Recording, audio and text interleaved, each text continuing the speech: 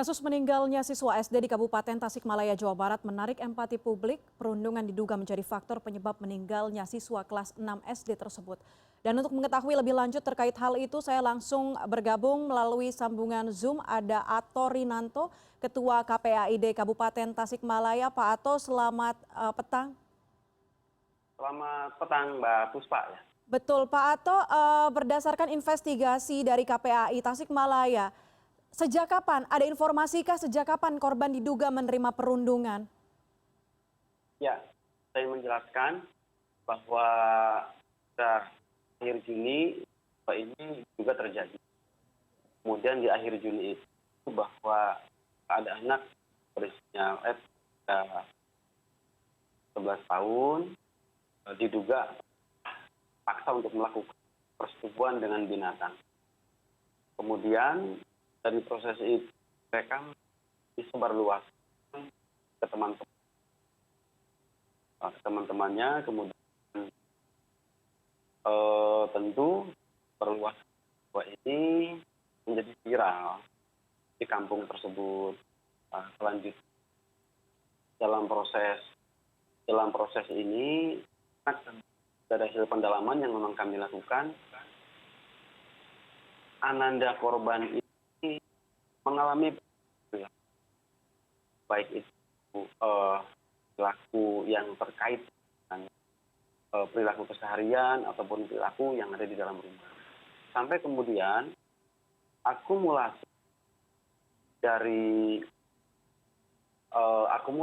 peristiwa ini kira-kira hari kemarin anak korban ini dibawa ke rumah sakit. Walaupun pulang kembali, tetapi kemudian ananda korban pada minggu malam dinyatakan.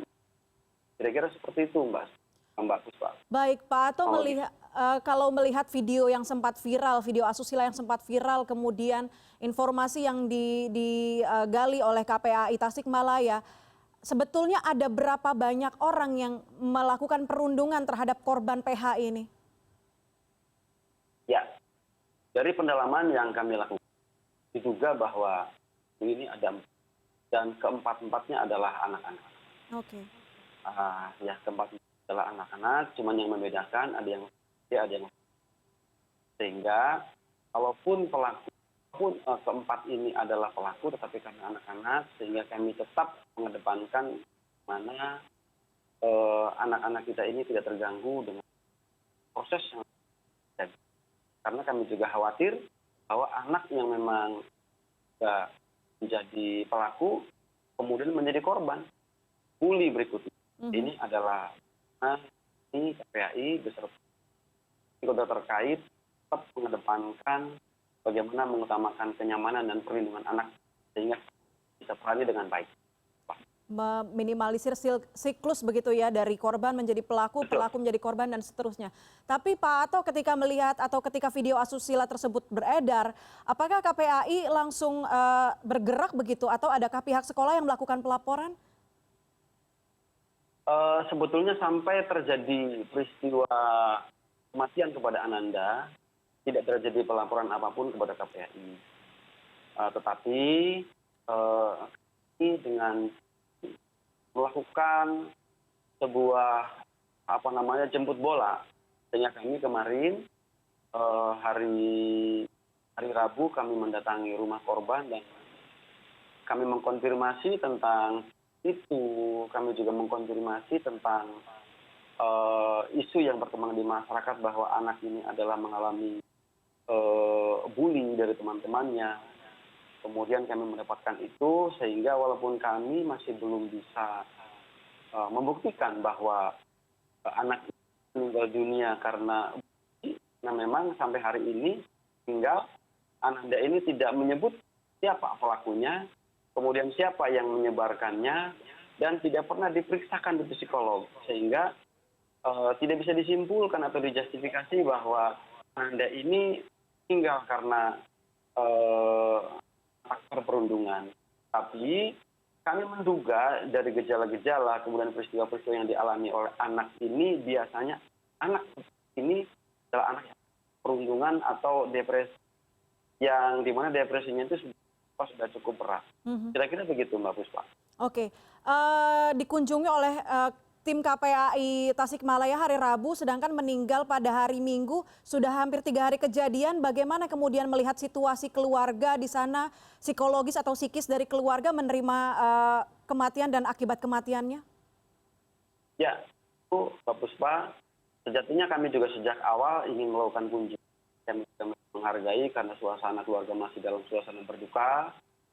Kemudian pada saat kami datang bahwa keluarga korban, baik ibu maupun ayahanda, tentu merasa, sehingga kami menyimpulkan bahwa korban juga perlu dilakukan pendampingan keluarganya. Sehingga hari ini KPAI akan mengevakuasi keluarga korban untuk tinggal di rumah aman KPAI. Sekarang dalam perjalanan lagi ada di kantor KPAI Kabupaten Tasikmalaya. Insya Allah kita pulihkan kondisinya supaya ke depan kembali menerima kenyataan, kembali menghadapi siklus kehidupan yang sehari-hari yang sudah dijalankan.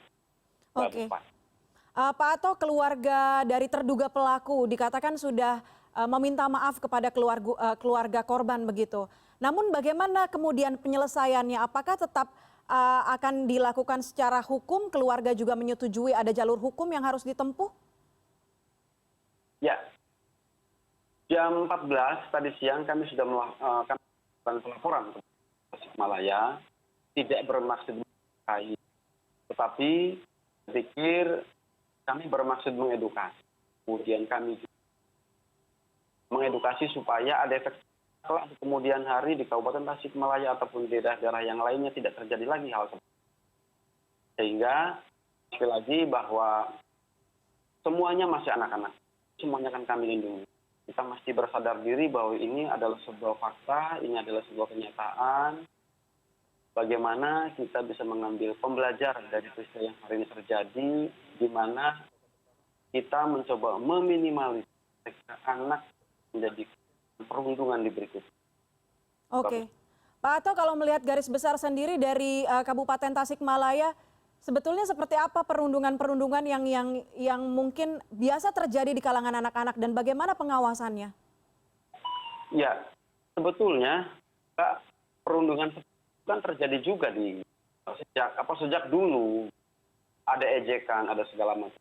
Yang hari ini yang membedakan adalah bahwa tidak semua perundungan itu dapat dengan kuat oleh anak-anak. Ada yang memang anak-anak yang memang jiwa psikisnya masih lemah, sehingga ini berdampak secara keseluruhan kepada perilaku dan tingkah laku. Tentu dari KPTK Tasikmalaya beserta terkait akan melakukan sebuah edukasi masif kepada masyarakat supaya pesan ini betul-betul tersampaikan dengan baik secara efektif kepada masyarakat secara utuh. Oke. Informasinya yang didapat terduga pelaku dengan korban apakah berasal dari satu sekolah, Pak Ato? Terduga pelaku ini ada yang satu sekolah dan juga ada yang di sekolah. Apakah masih sudah satu desa tetapi berbeda kampung. Oke. Apakah sudah ada laporan dari sekolahnya sebelumnya atau mendapatkan informasi dari sekolah bahwa memang korban dan juga terduga pelaku memiliki hubungan yang tidak baik, mungkin sangat terlihat di sekolahnya atau seperti apa? Masih belum melebar ke situ. Tadi sekolah juga sudah mendatangi kantor KPID Kabupaten Tasikmalaya.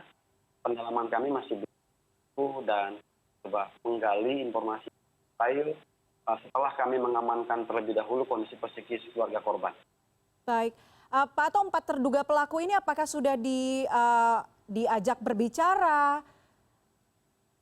Masih belum, Mbak. Masih belum ya? Ya, kita masih terkonsentrasi kepada pemulihan korban. Mudah-mudahan besok atau lusa kita sudah bisa melakukan komunikasi dengan pelaku.